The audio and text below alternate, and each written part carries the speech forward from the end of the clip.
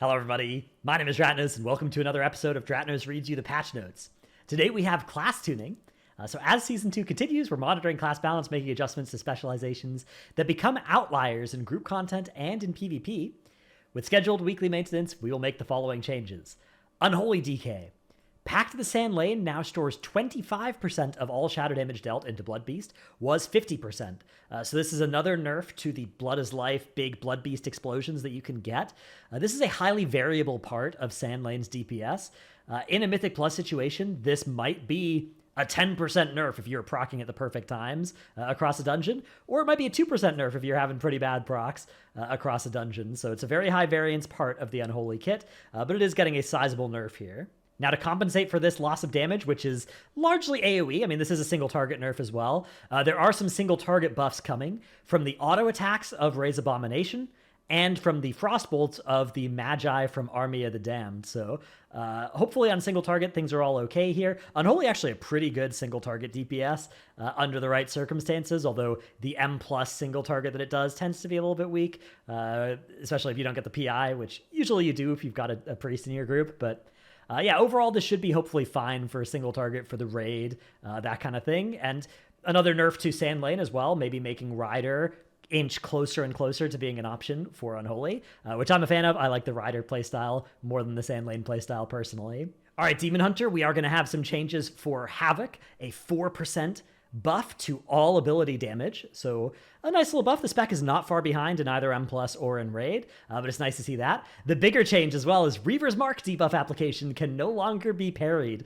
This is something that the Demon Hunters in my guild noticed last week and started complaining about a lot, is that Reaver's Mark debuff application could be parried independently of Reaver's Glaive, which of course it's like a range attack. It shouldn't even be parryable. And I don't think it was. I think the Reaver's Glaive was landing, but the Reaver's Mark...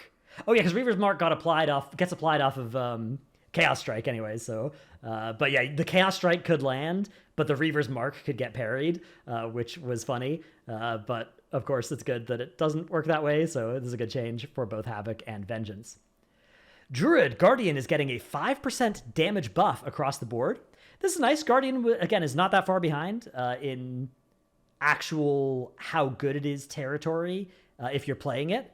But it is fairly far, like in Raid, it's fairly far behind the utility side of things with what, say, Prot Paladin brings. And then it's pretty far behind Warrior as well in terms of just being like indestructible and high damage.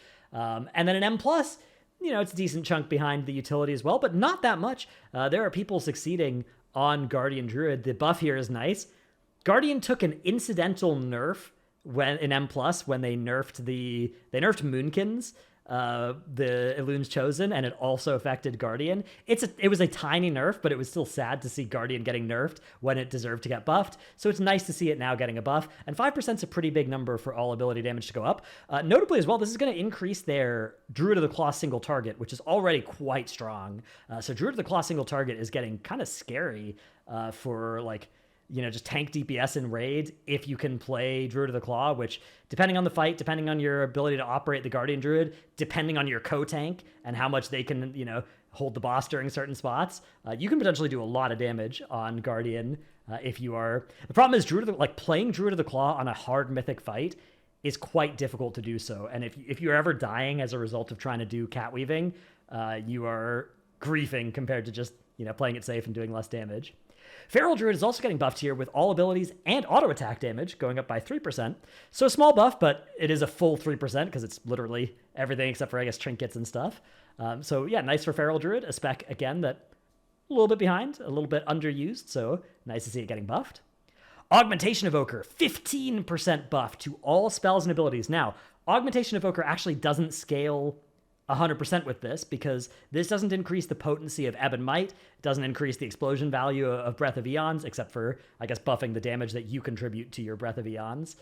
So this is less than a 15% buff. It's probably somewhere around the 7%-ish, 8%-ish range for Aug here. Aug is pretty far behind right now. It's hard to say exactly how far behind it is, because it was so far behind that nobody good was using it. And also, it doesn't show up properly in logs and stuff. And also, people who are good weren't playing with it. My guess is that it's still going to be medium far behind, even after a buff of this size. But, you know, eventually, if you keep doing this patch note enough times, they will be good again. This is like the third time they've posted this patch note as well in the past few months, so eventually it'll be good. I think they probably want to not deliver the last buff that makes this spec good. But until that happens, all of the buffs up until then are good, is my take on Ogg-Evoker. Like, bring it to the point that it is one of these buffs away from being good, and then we're fine. We can just leave it there. Or we can rework it at some point and figure out how to make it, you know, good but not overpowered in all parts of the game at the same time, which is an unsolved problem. Frost Mage. So Spellslinger Frost is getting some buffs here. The Splinters, Controlled Instincts, and Volatile Magic are going up for Spellslinger Frost. Frost is overwhelmingly Frost Fire right now, so I'm always a fan of any changes like this that are basically targeting an underperforming hero talent of a spec. And yeah, just very, very glad to see this. Would love to see more of these more often. Ret Pally. So these are some pretty large single target buffs for Ret Pally. Blade of Justice, 80%. That's actually not as big as it looks. 80% is a huge number, but Blade of Justice does small damage. Divine Arbiter, 50%. Also does some AoE, but not a lot. Mostly a single target buff as well. And then Final Verdict, 10% pure single target, and a large source of your single target DPS as well is Final Verdict damage. A lot of your damage comes from hero talent stuff as well, which this isn't touching, but this is still a nice single target buff for Ret Pally. An already very popular and quite good spec, but I think single target is the right way to buff it because the AoE is definitely already pretty good. So that's what's happening to Ret Pally. Holy Priest. All healing is going up by 4%. So the last 3 or 4 balance changes have either nerfed Disc or buffed Holy or both. And after each of them, there have been people that have been saying, wow, okay, Holy's going to be the new healer Priest. And I've been one of those in at least one of those times. And it hasn't quite turned out to be true. There are people playing Holy in Raid now, but Disc is definitely still really, really good in all forms of the game. So I think this is a good change. I mean, Holy is definitely also good, but another little buff for it is nice. Yeah, I don't know. I mean, I want to say that I think it will now be one of the, I think that I feel like this should be enough for it to be equal to Disc in terms of like how much you'd want to use it, but I thought that last time and I was wrong, so I hesitate to make that prediction again. And then for Warrior, we have the same changes for both Arms and Fury. Blade Storm damage is going up, and Reap the Storm damage is going up for Slayer on both of these specs. So I'm not actually sure which of these specs that's going to be bigger for. My guess would be Arms, but I don't know for sure. I know that both Arms and Fury play... They can play Slayer, but they don't always. And it's a single target one. I think it's the Raid builds can sometimes play Slayer if they want to go full single target for both of these specs. So, yeah, cool buffs to that. I mean, with Fury in particular, you got to be careful because... With Fury, they took a bunch of damage out of their burst and put it into their sustained DPS last patch because of how OP Fury was in some specific cases. And then that led to them having to just nerf the spec because it was great at like 3 of the last 4 raid fights of Nerebar Palace. And I'm a little bit worried about moving back in the direction of buffing the burst AoE CD for these specs. But, Bladestorm should feel good to press, so I think that making it feel good or to press is good up to a point. It's just, this is a part of the, especially for Fury, a part of the kit where it's dangerous to put too much of their power budget into this because then there are certain raid fights that they are just going to dominate at. And I would love to see Fury get some kind of rethinking of like, first of all, if I was Blizzard, I'd be looking at it and be like, man, why hasn't Fury been good in M+ for 10 years?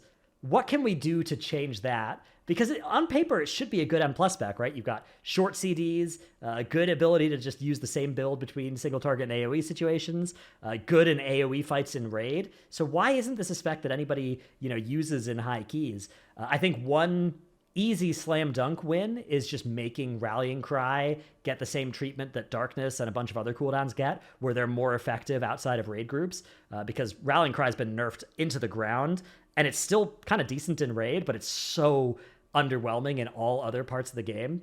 So I would love to see like Rallying Cry be 100 to 200% more effective in outside of raid content. That would really increase the warrior utility suite, which is a large part of the reason why they are so rarely meta in M+. But I think also just looking at like where the damage comes from, looking at the AoE caps that are on these specs, especially Fury, would be something I'd really like to see them do. I understand that, you know, a mid-season hotfix is not necessarily the place to do that, but that is what I'd like to see for, especially for Fury going forward. Then we have a bunch of PvP changes, which we don't read on this channel. So if you're a PvPer, go watch PvP or something, or read through them yourself. I know there's a lot of people who can't read the patch notes anymore. They have to listen to me read them to you. So I hope this helped. Hope you enjoyed the video. Let me know what you think of these changes. Thanks for watching. See you in the next one. Bye.